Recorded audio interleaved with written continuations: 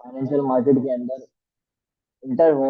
आप financial market के अंदर एंटर होने के बाद आप प्रॉफिटेबल हो जाए, तो उसके लिए आपको दो चीजों पर फोकस करना होगा। पहली अपनी स्टडी और दूसरा पेशेंस। ट्रेडिंग के बारे में आपने बहुत सुना होगा कि भाई trading is 10% buy 10% sell 80% waiting. It's true. आप लोग अपने स्टडीज करेंगे, आप लोग अपने लेवल्स मार्क करेंगे और लेवल्स का वेट करेंगे। जब तक मार्केट लेवल में नहीं आएगी हमने एंटर नहीं होना, जब लेवल में आएगी हम तभी एंटर होंगे। क्लियर? क्लियर है भाई सबको? मैं बार बार सबसे पूछता रहूंगा, सबने बताना। तो आगे बढ़ते हैं।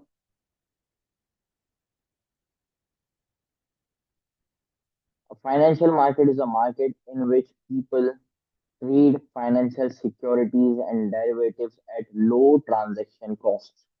Some of the securities include stocks, bonds, raw materials, and precious metals, which are known as in the financial market as commodities. Commodities क्या होती हैं भाई? Anyone know? Commodities क्या होती हैं?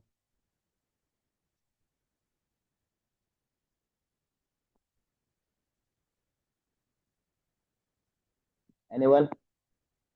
Commodity क्या है?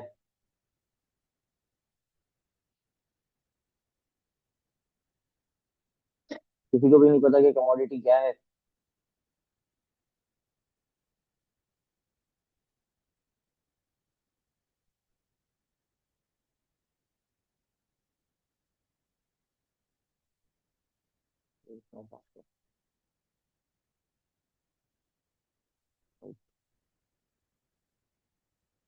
Gold, metal, silver. सिर्फ मेटल्स कमोडिटीज नहीं होती, बिल्कुल मेटल भी कमोडिटीज होते हैं। देखिए, कमोडिटीज हर वो चीज है जिसका एंड यूजर कोई यूज ना कर सके। फॉर एग्जाम्पल मैं आपको कहता हूँ, क्रूड ऑयल एक काले किस्म का पानी की तरह एक ऑयल है। वो पानी की ऐसा लगता है गटर का पानी, लेकिन है वो क्रूड ऑयल। क्या आप उसको अपनी गाड़ियों में इस्तेमाल कर सकते हैं? नहीं कर सकते। क्यों? क्योंकि जब तक वो कमोडिटी प्रोसेस नहीं होगी, वो प्रोडक्ट नहीं बनेगी, वो कमोडिटी ही रहेगी। कमोडिटी वो चीज है जो एंड यूजर यूज ना कर सके। एक सिंपल तरीका इसका जो है कमोडिटी को समझने का यही है। लेट सपोज, अब जब क्रूड ऑयल बना, क्रूड ऑयल आया आपके पास, आपने क्रूड ऑयल को प्रोसेस किया, उससे आपने मुख्तलिफ ऑयल्स निकाले, पेट्रोल निकाला, आपने गैस निकाली, हर तरह के जितने भी प्रोडक्ट जो उसमें से निकल रहे हैं वो सारी चीजें निकाली। वो सब निकलने के बाद अब जो आपके पास आया वो आप यूज कर सकते हैं। लेकिन अगर मैं क्रूड ऑयल आपके हाथ में दे दूं तो आप यूज नहीं कर सकते। इसी तरीके से गोल्ड का ब्लॉक आपके हाथ में अगर मैं दे दूं कि भाई ये लो भाई, गोल्ड का 1 केजी का बार, तो कोई इसको यूज कर सकता है? यूज कर सकता है? नहीं, कोई भी यूज नहीं कर सकता। रीजन तो इस वजह से नहीं यूज किया जा सकता क्योंकि जब तक गोल्ड अपनी रॉ फॉर्म में है हम उसके यूज नहीं कर सकते। जब तक वो किसी ज्वेलरी के फॉर्म में ना तैयार हो जाए, या जब तक वो किसी इलेक्ट्रॉनिक मशीनरी के जो है तौर पे तैयार ना हो जाए, हम गोल्ड का यूज नहीं कर सकते। Is it clear?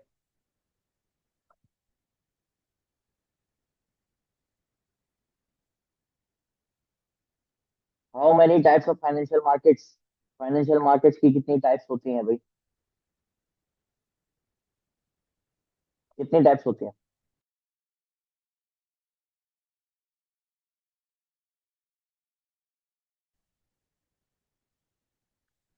Ahmad 3, Zeeshan Chaudhary 4। तो बताएंगे आप कौन कौन सी?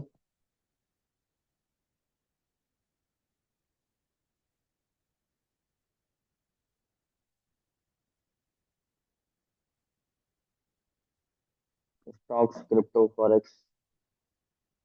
ओके। दामिल खान, दामिल खान, ये ले चुका है एक बार यही वाली सारी क्लासेस, और अभी यही आदमी तीन बोल रहा है।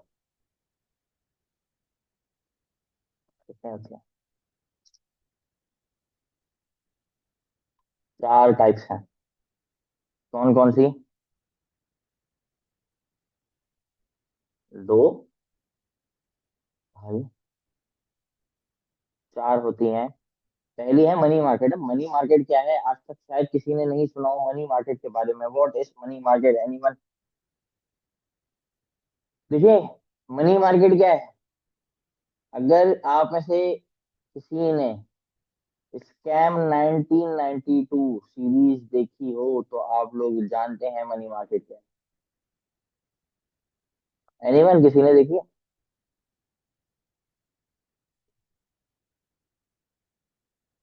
क्या है मनी मार्केट? जीशान चौधरी।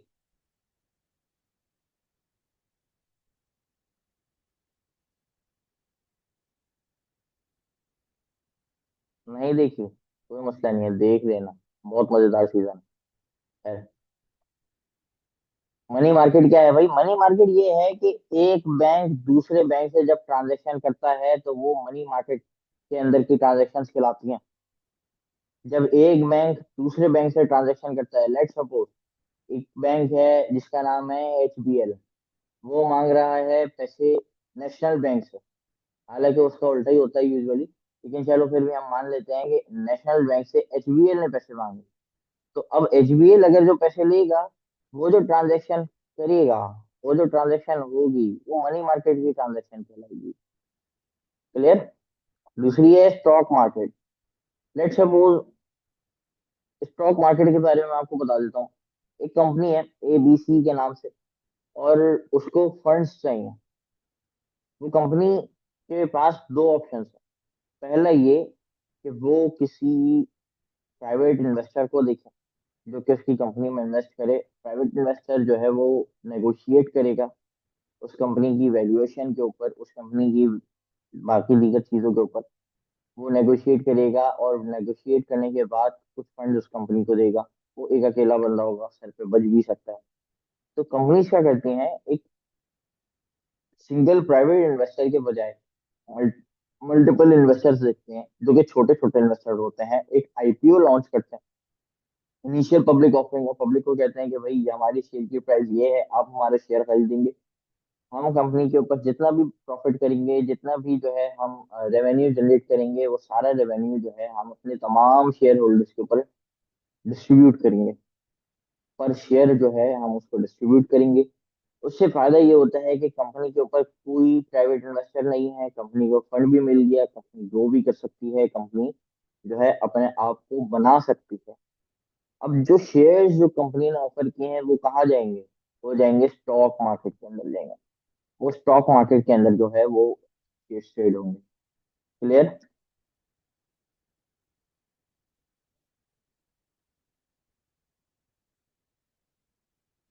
तीसरा है क्रिप्टो मार्केट। भाई क्रिप्टो मार्केट के बारे में तो सभी जानते होंगे। क्रिप्टो मार्केट क्या है भाई? ऑलमोस्ट सभी जानते हैं क्रिप्टो मार्केट के बारे में, जहाँ पे हम क्रिप्टो करेंसीज जिन्हें डिजिटल करेंसीज कहा जाता है, उन करेंसीज के अंदर ट्रेड करता है। लेट्स सपोज फॉर एग्जांपल मैं बात करता हूँ बिटकॉइन, इथीरियम, सोलाना, और there are tons of cryptocurrencies available in the market, जहाँ पे आप बहुत सारी करेंसीज जो है देख सकते हैं। बाइनेंस इसका एक बड़ा अच्छा प्लेटफॉर्म है, बहुत जो है बड़ा प्लेटफॉर्म है। बायबिट एक अच्छा प्लेटफॉर्म है। इसी तरीके से कोटेक्स नहीं, सॉरी, कुकॉइन एक अच्छा जो है प्लेटफॉर्म है, जहाँ पे क्रिप्टो मार्केट के अंदर, क्रिप्टो करेंसीज के अंदर, क्रिप्टो एसेट्स के अंदर हम ट्रेड कर सकते हैं। CFDs मार्केट जिसे हम फॉरेक्स मार्केट कहते हैं, फॉरेक्स मार्केट के अंदर हम फॉरेक्स, कमोडिटीज, इंडाइसेस, इन तमाम चीजों के ऊपर हम लोग ट्रेड कर रहे होते हैं। क्लियर सबको? किसी का कोई क्वेश्चन यहाँ पे? आई थिंक कोई भी क्वेश्चन नहीं होगा, बट चलिए आगे बढ़े। वॉल्यूम्स की अगर हम बात करते हैं तो वॉल्यूम आपको यहाँ पे दिख रहा होगा। कि नेट वॉल्यूम जो होता है एक मार्केट का, यानी कि एक मार्केट में टोटल अमाउंट कितना है। तो जैसे कि न्यूयॉर्क स्टॉक एक्सचेंज की अगर हम बात करें तो यहाँ पे है 286.41 बिलियन डॉलर। ये इसी साल के नंबर था। लंदन स्टॉक एक्सचेंज की अगर हम बात की जाए तो लंदन स्टॉक एक्सचेंज में बहुत अच्छा वॉल्यूम है, यहाँ पे 3.42 trillion dollar London stock exchange के अंदर पड़ा हुआ है। इसी तरीके से क्रिप्टो मार्केट की अगर हम बात करते हैं तो 3.9 ट्रिलियन डॉलर क्रिप्टो मार्केट का वॉल्यूम। फॉरेक्स का वॉल्यूम कितना है? 2000 ट्रिलियन डॉलर। तो बहुत बड़ी मार्केट है भाई। अगर आप यहाँ पे 1 ट्रिलियन डॉलर लेके भी उतरते हैं ना तो वो पीनट है, कुछ भी नहीं है। 2000 के आगे एक कुछ भी नहीं है। तो अगर आप ट्रिलियन डॉलर लेके भी इस मार्केट में उतर रहे हैं तो भी आपको डरना चाहिए। और आप खुद बताएं, कैसे हो सकता है कि एक बंदा $200 का अकाउंट, $500 का अकाउंट, 1000, 5000, 10,000, मैं कहता हूँ $1,00,000 का अकाउंट लेके उतरे और मार्केट में डॉलर खड़ा करके बोले कि मैं मार्केट की ऐसी तैसी कर दूंगा? नहीं हो सकता भाई, नहीं हो सकता। आप लोगों को अपनी स्टडीज के ऊपर फोकस करना होगा। आप लोगों ने अंधी एंट्रीज नहीं लेनी होंगी। ये जो क्लासेस आपकी स्टार्ट की गई हैं वो इसी वजह से की गई है कि आप लोग लॉसेस ना करें। और स्टिल मैं देख रहा हूँ कि ग्रुप के अंदर बहुत कम लोग, बहुत ज्यादा लोग हैं और आए यहाँ पे बहुत कम है। जो यहाँ पे आए हैं वही सीरियस है, वही ग्रुप में रहेंगे, उन्हीं को सारी सिग्नल सर्विसेज, सारी जो है सर्विसेज दी जाएंगी। जो नहीं आएंगे उसका मतलब वो बेकार लोग हैं। कोई भी बंदा कचरा अपने घर में नहीं रखता, बाहर फेंकते हैं कचरा। सिंपल सी बात है, जो आएगा सिर्फ उसी को मिलेगा।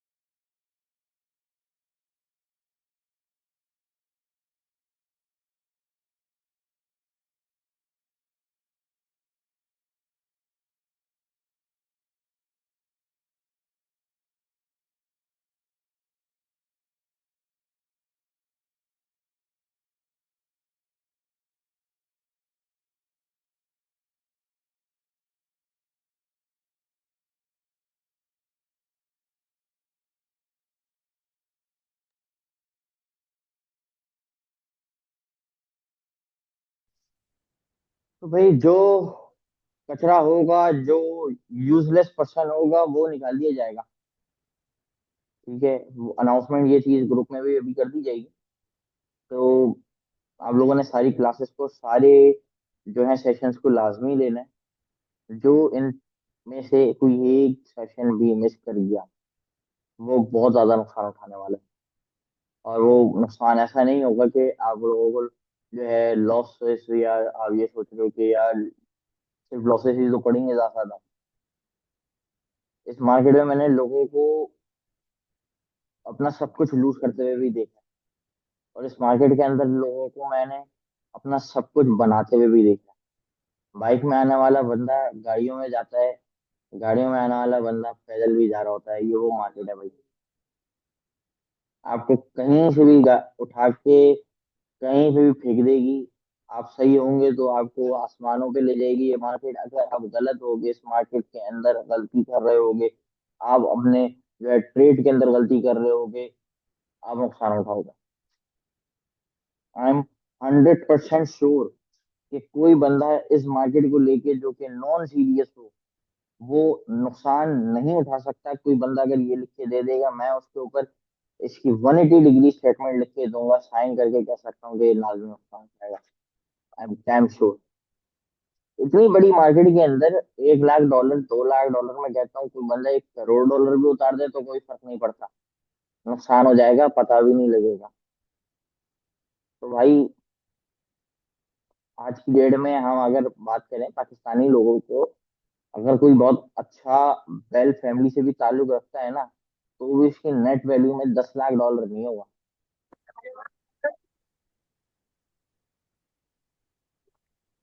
माइक बंद कर दो सारे। जिसका जिसका भी माइक खुला है, माइक बंद कर दो। किसका खुला हुआ?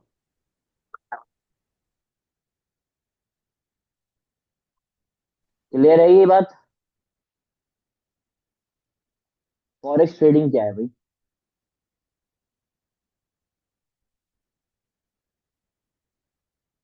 फॉरेक्स ट्रेडिंग क्या है?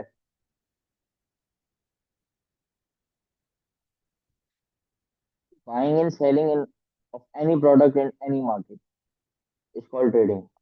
अगर मैं कहता हूँ कि एक चीज है, फॉर एग्जांपल हम इस प्रोडक्ट की बात करते हैं, ये एक प्रोडक्ट है भाई। सही है, ये एक प्रोडक्ट है। ये एक प्रोडक्ट, अगर मैं ये बाइंग करूंगा किसी भी एरिया से, किसी भी शॉप से, किसी भी बंदे से, वॉट एवर, कहीं से भी, अगर मैंने बाइंग की है तो उसका मतलब मैंने ट्रेड किया, मैंने एक प्रोडक्ट खरीदा है। इसी तरीके से अगर मैं कोई प्रोडक्ट बेच रहा हूँ कहीं पे भी, तो वो क्या है? ट्रेडिंग है। कोई भी प्रोडक्ट है, चाहे ये हो, चाहे यहाँ पे मैं कहता हूँ माउस हो, मोबाइल फोन हो, वॉट एवर, कुछ भी हो, कुछ भी प्रोडक्ट अगर हम कहीं बेच रहे हैं, इसका मतलब हम ट्रेड कर रहे हैं। अगर हम कोई प्रोडक्ट खरीद रहे हैं, इसका मतलब हम ट्रेड कर रहे हैं। अब अगर हम कहें कि फॉरेक्स मार्केट के अंदर हम ट्रेड कर रहे हैं, इंटरनेशनल फाइनेंशियल मार्केट के अंदर हम ट्रेड कर रहे हैं, तो अब क्या है ये फॉरेक्स ट्रेडिंग है। क्लियर? यहाँ पे हमारे पास कमोडिटीज हैं, फॉरेक्स हैं और इंडिसेस हैं। कमोडिटीज के अंदर तीन सब डिवीजन है। पहला डिवीजन है मेटल का, दूसरा है एनर्जी, तीसरा एग्रीकल्चर। मेटल में gold, silver, platinum, Palladium, copper, ये सारी चीजें आ जाएंगी। एनर्जी में क्रूड ऑयल, ब्रेंट ऑयल और नेचुरल गैस। एग्रीकल्चर में wheat, oil, soybean, wheat, corn, soybean, rice, cotton, जितने भी हमारे पास जो कह लें कि कमोडिटी प्रोडक्ट है, वो सारी आ जाएंगी कमोडिटीज के सेक्शन में। एग्रीकल्चर के अंदर सारी एग्रीकल्चरल प्रोडक्ट्स होंगी। एग्रीकल्चर प्रोडक्ट भी कमोडिटीज होते हैं। ठीक है? इसी तरीके से एनर्जी कमोडिटी है, मेटल्स कमोडिटीज है। फॉरेक्स के अंदर अगर हम देखें तो दो मेन डिविजन्स हैं, जिसे हम डायरेक्ट पेयर और इनडायरेक्ट पेयर कहते हैं। डायरेक्ट पेयर कैसे होते हैं और इनडायरेक्ट पेयर क्या होते हैं? देखिए, फॉर एग्जाम्पल यहाँ पे आप लोगों को दिख रहा होगा डायरेक्ट पेयर के अंदर यूरो यूएस। अजान हो जाए फिर आगे कंटिन्यू।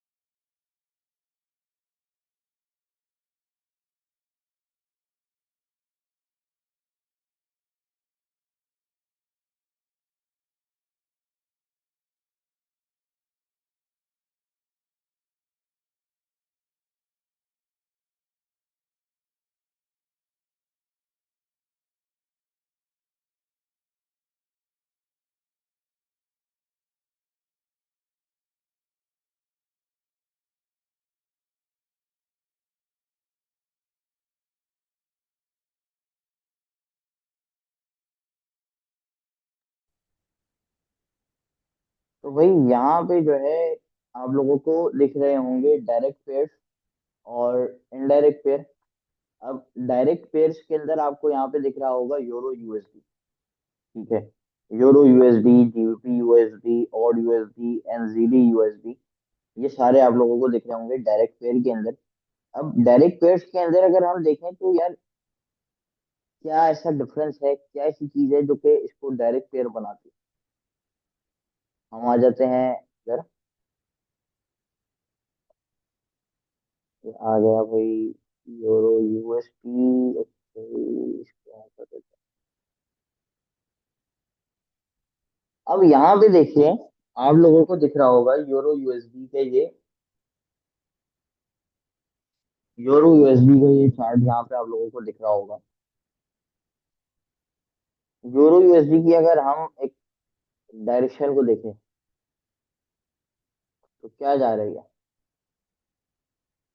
एक डाउनवर्ड मूव आ रहा है। और अगर हम डॉलर इंडेक्स की डायरेक्शन को देखें तो क्या चल रही है, एक ही अपवर्ड मूव चल रहा है।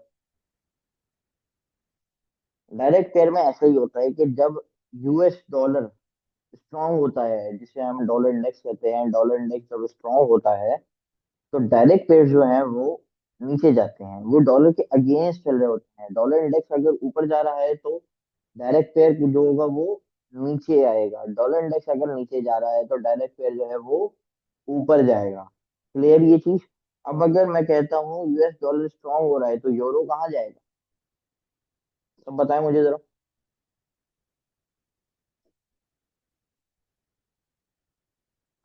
अगर डॉलर इंडेक्स स्ट्रांग होगा तो यूरो किधर जाएगा,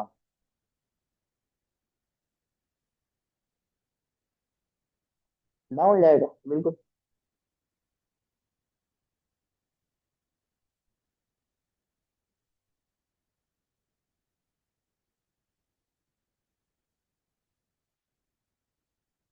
अब इनडायरेक्ट पेयर की अगर हम बात करते हैं तो इनडायरेक्ट पेयर्स क्या होंगे। अगर डॉलर इंडेक्स ऊपर जाएगा तो इनडायरेक्ट पेयर कहाँ जाएगा, ऊपर या नीचे।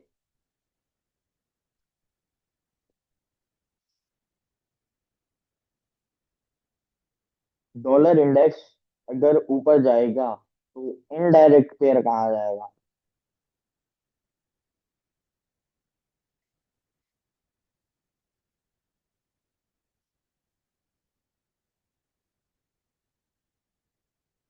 अप जाएगा। यहाँ पे आप लोगों को एक यूएसडी पीकेआर की एग्जांपल दिख रही होगी।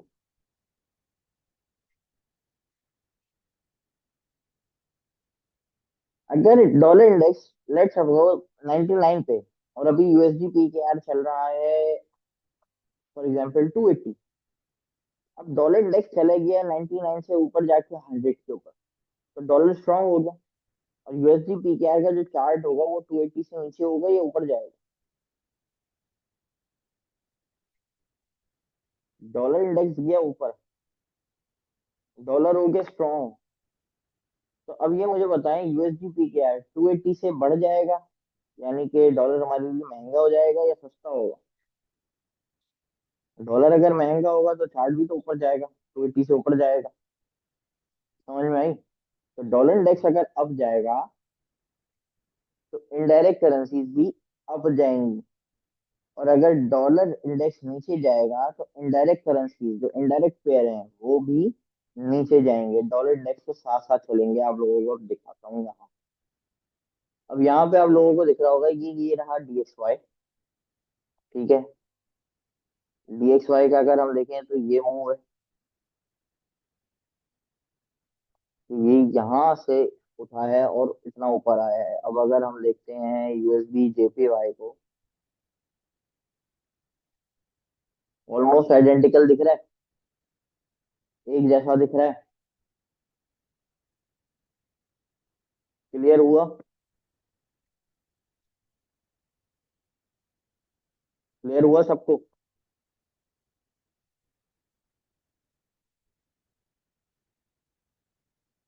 एवरीवन?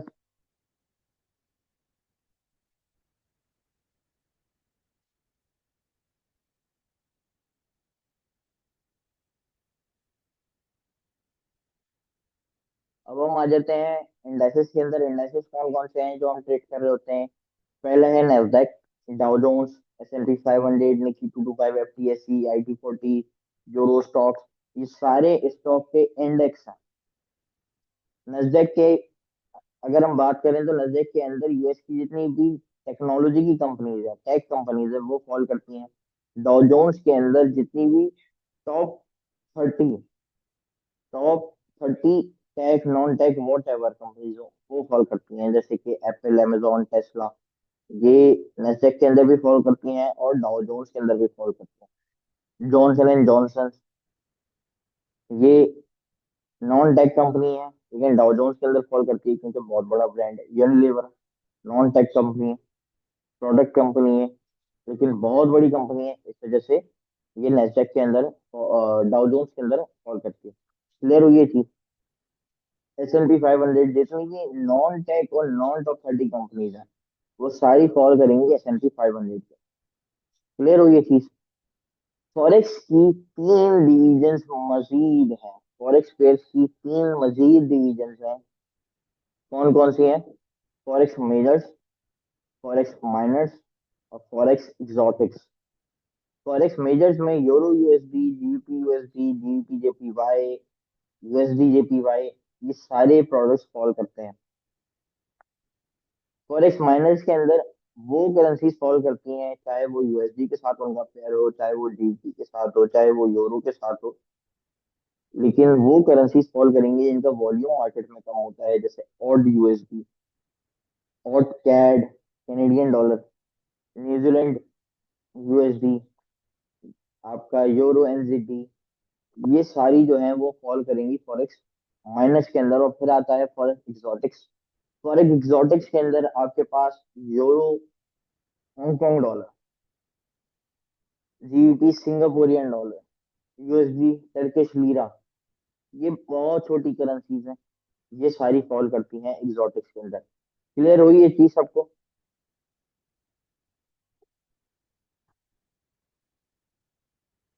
क्लियर हुई ये चीज सबको?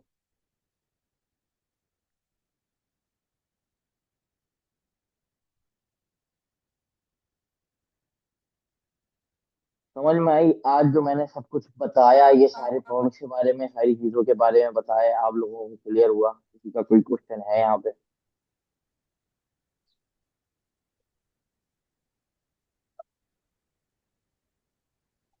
किसी का कोई क्वेश्चन?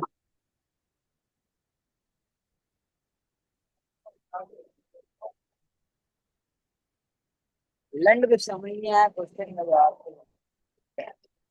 कौन है?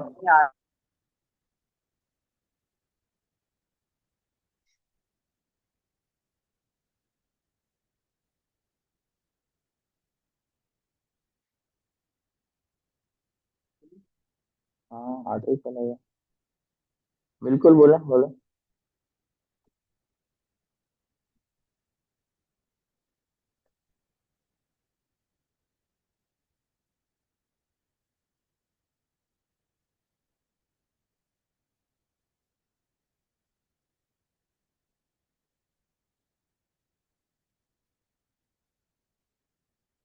बोलिए ऑन भाई, कोई क्वेश्चंस कर रहे हैं आप?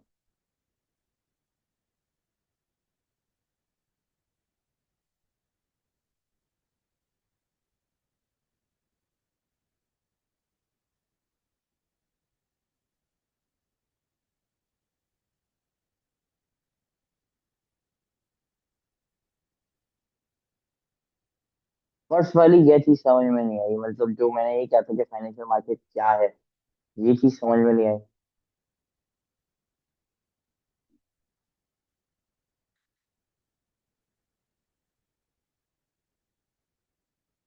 NYSE, NYSE है न्यूयॉर्क स्टॉक एक्सचेंज।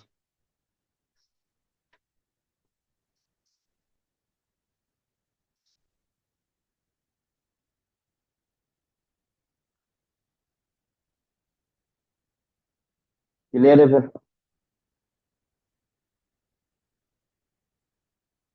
आज की क्लास होती है फिर एंड। ठीक है।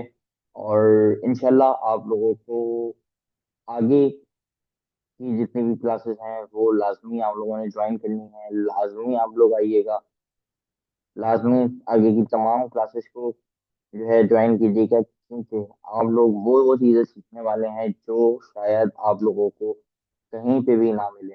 आई गारंटी वो आपको शायद जितना भी ये चीज़ें सिखाने लग रहा हूँ ना यहाँ पे, ये आप लोगों को यूट्यूब के ऊपर कहीं पे भी नहीं मिलेंगी, वो आपको सिर्फ यहीं पे मिलेंगी। आप लोगों ने सबने आना है, सबने ज्वाइन करना है।